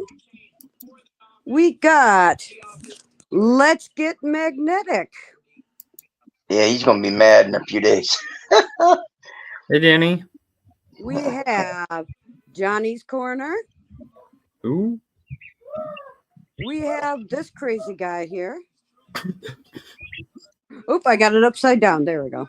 You did it the George's way. We have Pops. Ooh, awesome. We have Tin Man. Oh, there we go. Wow, that one really shiny. We have this one, the Wendy's Excellent Adventure.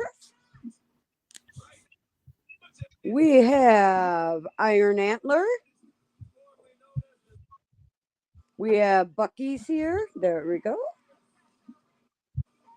We have Nick's here. And I think, yep, and the event sticker. So if you want to queue that one up. Is there anything special you want as the hashtag? I don't know. Whatever you want.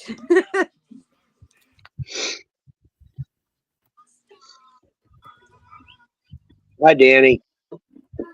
Hi, Danny. Hobbit. Oh, no, not hashtag Hobbit. I am going to beat Greg.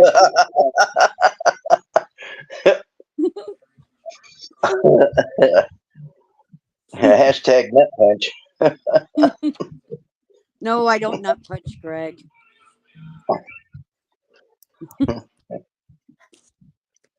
I'm gonna make it an easy one because Dad had Justin Finley up here from Oklahoma Metal Detecting. So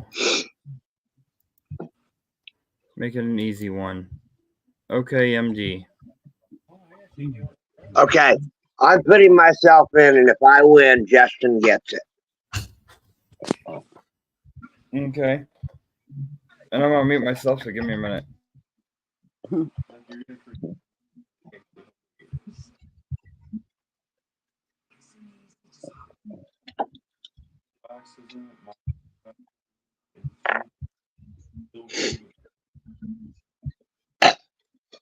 That's weird.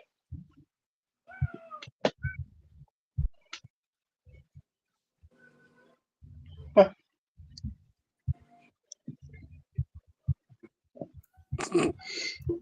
Tisha says hi. She just got done with class. Hi, Tisha. Hey, kiddo. She hears Wendy and she comes over. Hi. Hi. Double trouble in here now. The mail. Oh, your rant about the And then I mentioned how we have the GoPro footage of me standing out there in the torrential downpour. yeah, being an Okie. Connie and Georgian say hi. I know. Going in the downpours. I'm surprised my hearing aids work after that. I was like, didn't even take them off, put them in anything. I just literally just hold them in my hands. You have a ghost. No, those are the drunks at the end of the hall. We can hear the drunks at the other end of the apartment building when they're yelling and partying. No, when I was laughing, it sounded like a laugh from Casper. And it literally sounded like a laugh. Sherry Lynn says hi.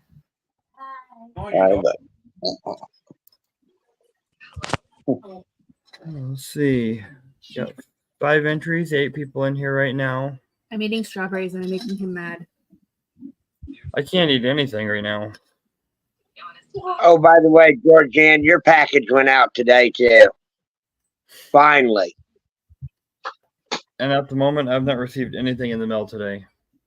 Nothing on informed delivery either. Well, they made So look out for my mail. I don't want that one going because they'll love that one. Oh, that one. Oh, yeah. Hmm. I've Maybe I should've- literally checked the mail every 30 minutes to an hour today. Yeah. maybe you should have sent that one certified letter or something. I didn't think about it. Yeah, we didn't know I was having this problem at the time.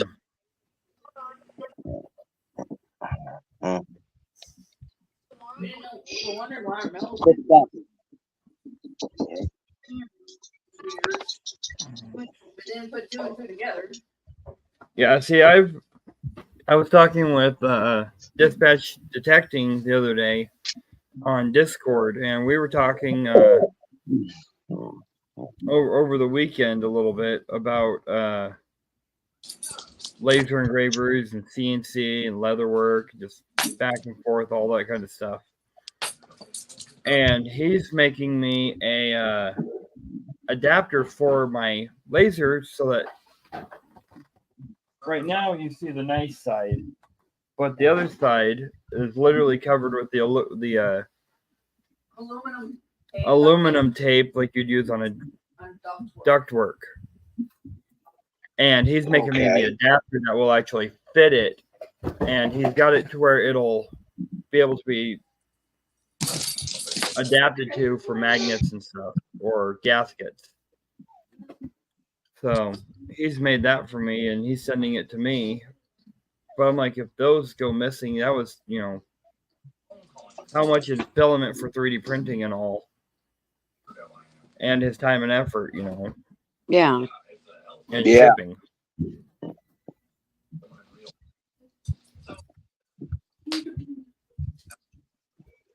So got 6 entries now, 9 in here. Well, Greg didn't enter. I didn't enter. Man, neither did I. Neither did I. I have all the stickers. I just did it for Justin. He would just go back into the Guardians thing anyway. Yeah, Yeah. I'll go ahead and enter.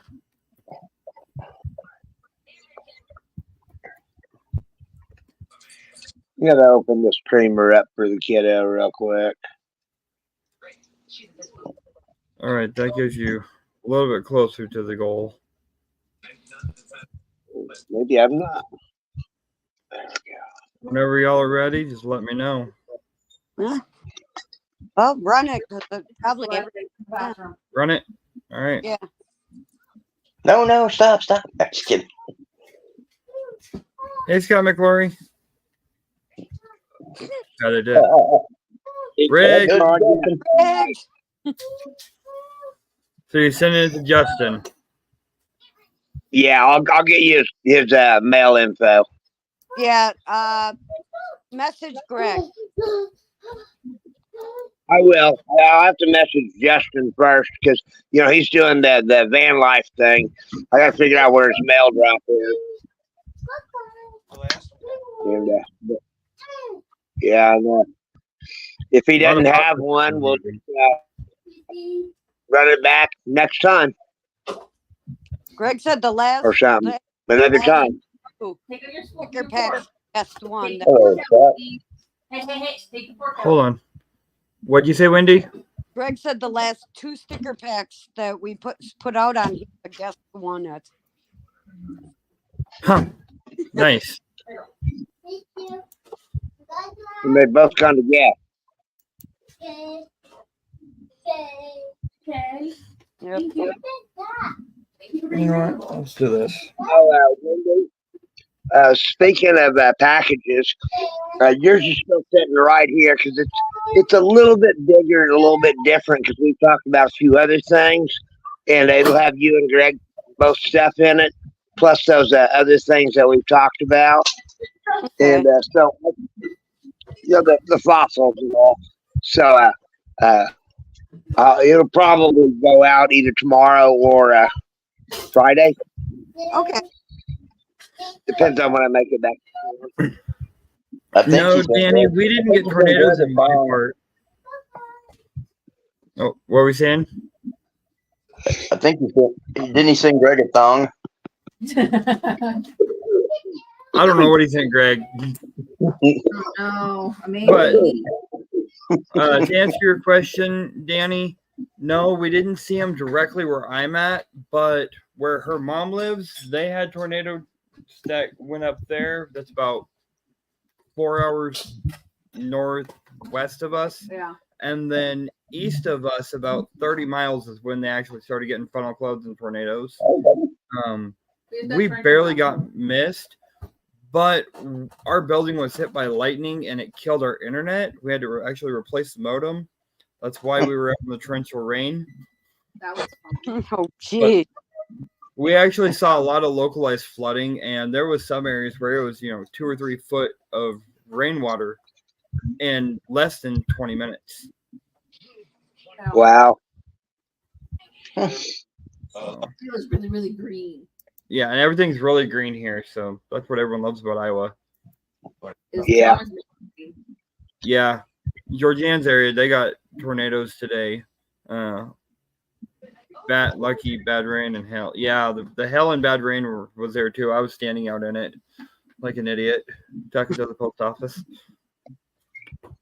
They're there. You know your dad talked to you when your Rain dad is yesterday, yeah, the bad rain last night. Lots of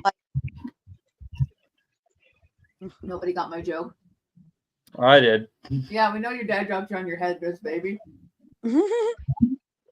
Several times. He admits it. Most parents are like, no, he didn't. He's like, yeah, I was probably drunk.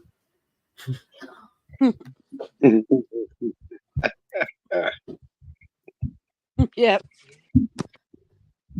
No, my daughter fell down a lot as a baby because she's uncoordinated. Yeah. Little man's trying to get something out of the microwave. Well, I mean, klutzy, not as bad as Jared Klutzy, but klutzy. She gets injured a lot, my daughter. Sounds like somebody else I know. Not as bad as him, but a lot. She's had 3 concussions in her life. That's not good. If you have to look up to count. I lost count after about 12. Yeah. The one I had last year was honestly the worst one they've said.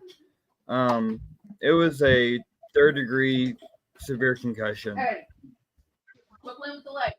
We're not playing And anytime.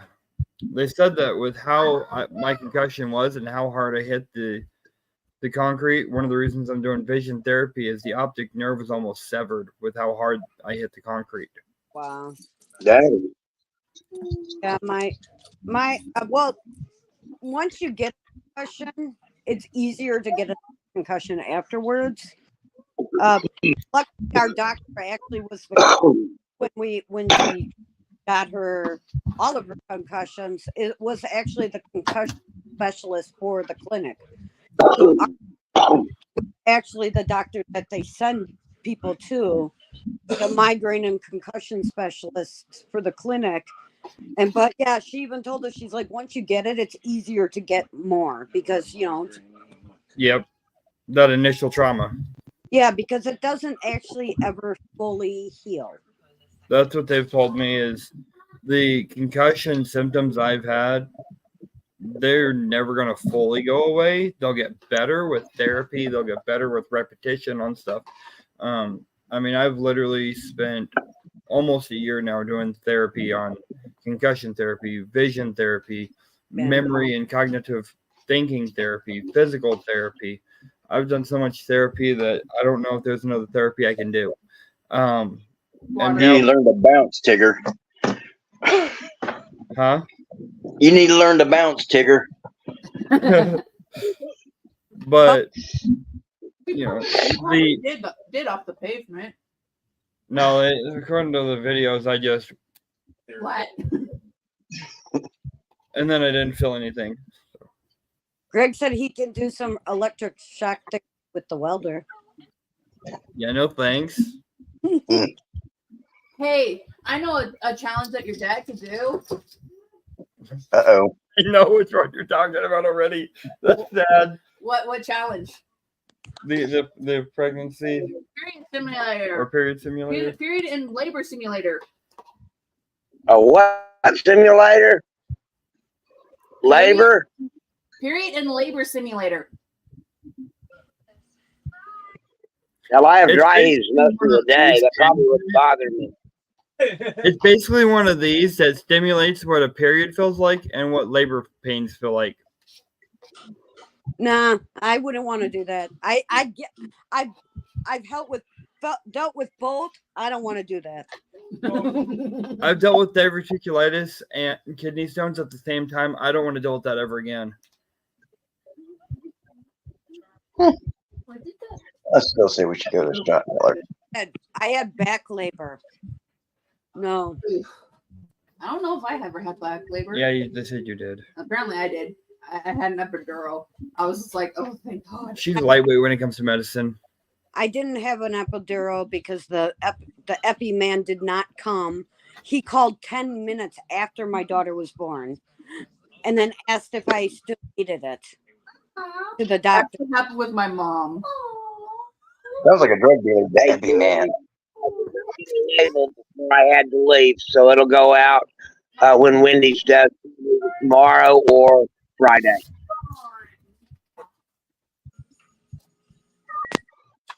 But let me tell you, the epi man was being cursed, daughter, because he didn't show up.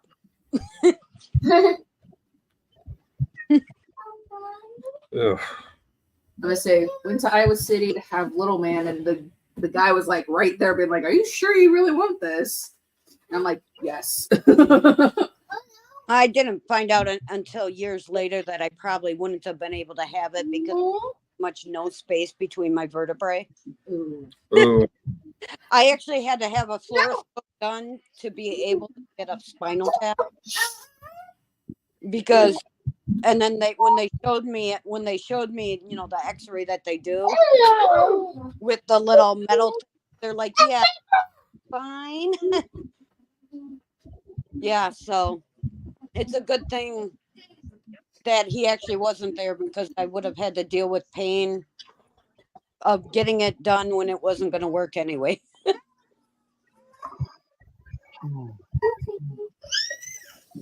Okay, let's go watch a movie. Come on, movie time. Oh.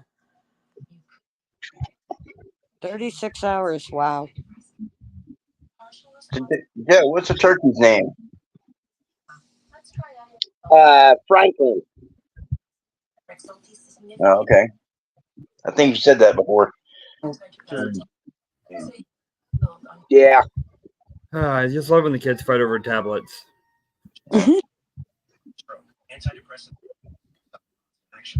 Well, it could be 38 hours. Whew. fighting over something else.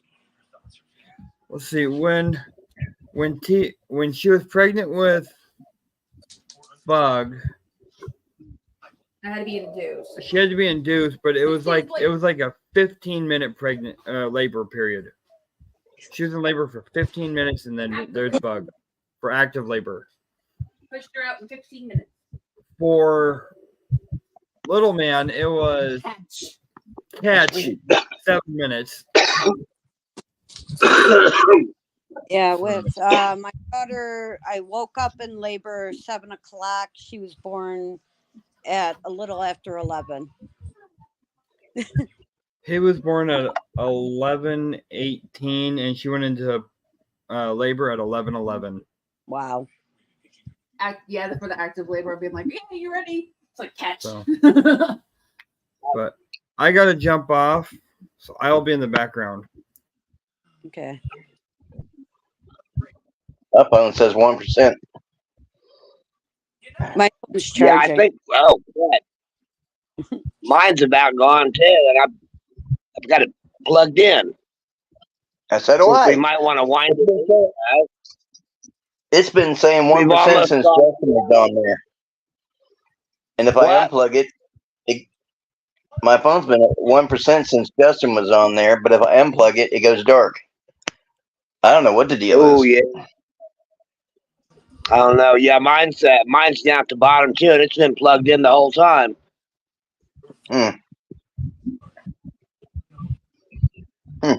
Weird. You're using more power. But yeah, I mean, I appreciate everyone coming up, but I think we need to wind it down before our phones all die. Wendy be running her own show here. No. I'd be all like, what? But, yeah, we don't know how to do that. No, Wendy would be just like, bye. Yeah. Maybe follow Benji around and everybody can watch Benji be crazy. Well, I would show you See what happens when I Bean, but unplug. he's licking his undercarriage. Benji's been bringing me toys and I've been bringing them for a while. That's why every once in a while you see my hand go like that. Oh, I thought you had Tourette's. No, Okay. no, but I found out a coworker did. We had like a meeting and every once in a while you heard, ah! That was, How does that work on the phone? I do not know how that works. Apparently her Tourette's is just a, ah! Still, It's weird. I did not know that. I had talked to her before, but maybe I was nervous. I don't know. I know nervousness can exasperate the Tourette. Huh. And I had talked to her for like over a year and didn't realize she had it until we're in the meeting, and every once in a while she would just make. Well, there she goes. We lost Wendy. Yeah.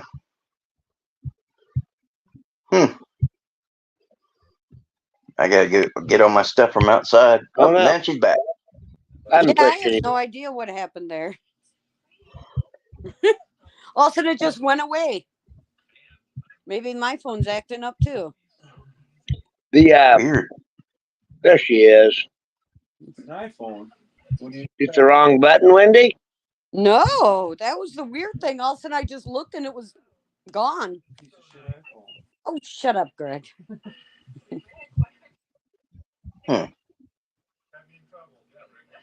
We're out. And we're back. Oh. YouTube's been Okay. really weird lately. Gotcha. Oh, Mm-mm-mm.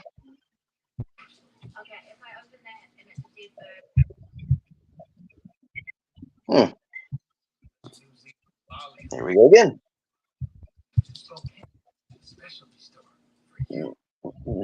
Mm-mm.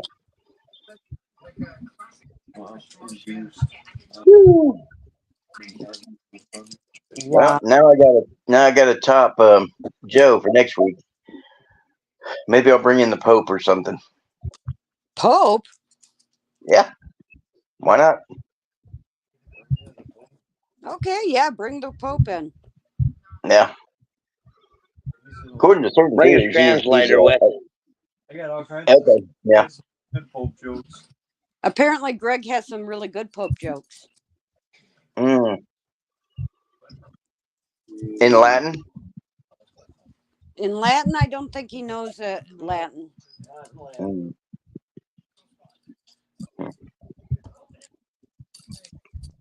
Mm. I could bring in a turkey hunter.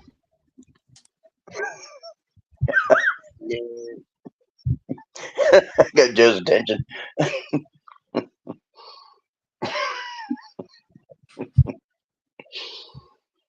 My special 3 guest a.m. will was be such a Dean. long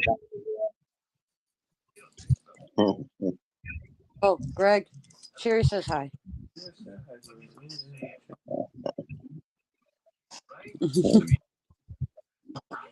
Oh, she might not know your name.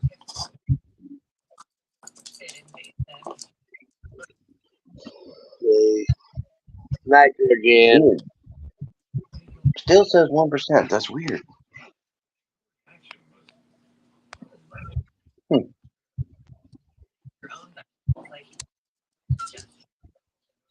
Is the other end plugged in? I plugged in 2 different ones so far, and it's weird. Okay. Well, I'm gonna swing down here.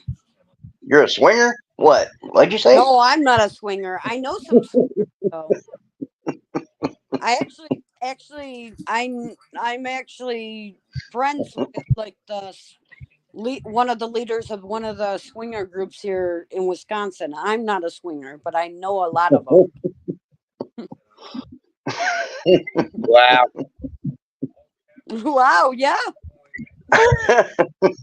So, if you're in Wisconsin and feel a little frisky, I could probably hook you up. Yeah.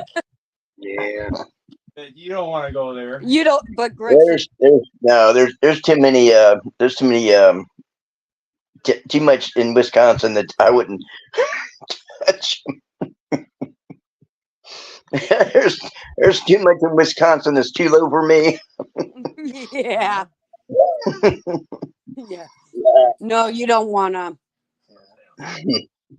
You don't wanna, but yeah. But I know them, and actually, one of them is my dungeon master. One of the people.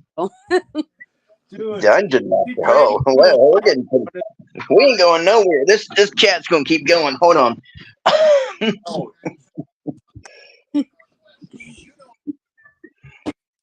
No, actually, Dungeons and Dragons dungeon master, not Oh, not S&M dungeon master. Okay, gotcha. Yeah, the geeky dungeon master, not the exciting one.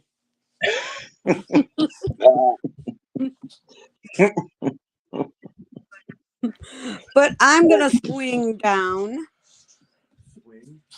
Yep, there you go. I was waiting for that. Bye. I'll go.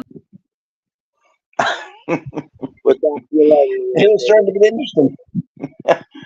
It was starting to get interesting. Yeah, it was a little different.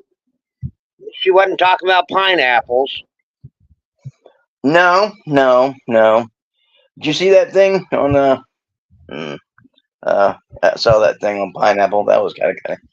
There was a lady or something. It was a TikTok thing I saw earlier.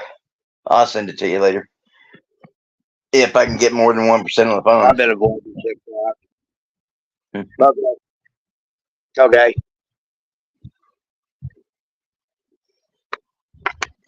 Yeah, well, I've been up since 3 a.m. and getting ready to make all of these appointments today and all. And then today wasn't the day. And I probably should have come home and said, hey, I'm going to take a nap. I missed last night. It didn't happen.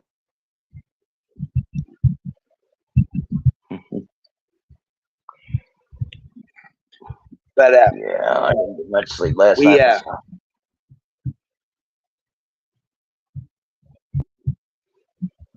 Yeah, sleep is always elusive to me. I got to get up early in the morning. Yeah. Well, we're at almost 2 hours right now. Why don't we go ahead and wind it down and end it, Matt? All right. I know we got 13 people in here, but okay. So, good night, everybody. Thank you for coming up, and woohoo! We'll see you next week.